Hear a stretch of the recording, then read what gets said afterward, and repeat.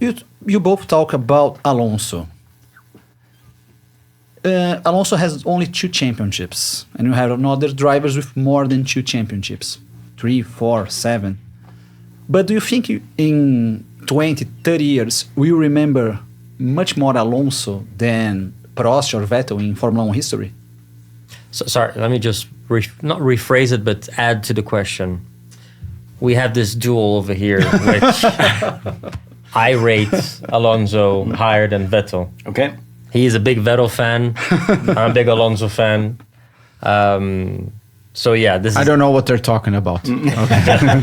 No, but I really like Vettel, but talking to everyone, everybody. We would like to know your opinion, basically. Your opinion. You know, Christian Horner tells the story that he tried twice to sign Fernando once in 2008 and again in 2009. And in 2009, Alonso's big sell to Christian Horner was midway through the season. He said, if you put me in that car now, with only half the races left, I will still I will win the world championship.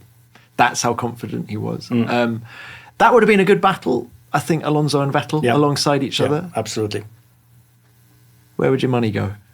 In the Red Bull at that time, I think that is very difficult to say. In other cars, I would say for Alonso.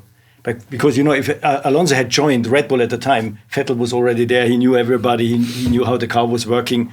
And I think it would have taken Alonso quite a while. Maybe in the end that they would have been evenly matched. But let's say if they had been forced both to go at the same time at Ferrari, I would say to a new team then, Alonso would have been. Christian, so then do you think that Vettel's marriage with Red Bull was better than his marriage with Ferrari? At the time, yes, probably. I mean, emotionally, he was more in Ferrari, Vettel, than at Red Bull. But, it all fitted. I mean, Vettel was new, Red Bull was kind of new.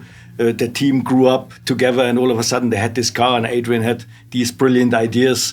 And then it was working for 4 years. I mean, it was also on merit of Sebatian that it was working for 4 years because, again, like we said, he was a thinking driver, like Niki Lauda. He was really studying everything, the setup, the car, the circuits. He had his little notebook, and he was, and that made also the team better.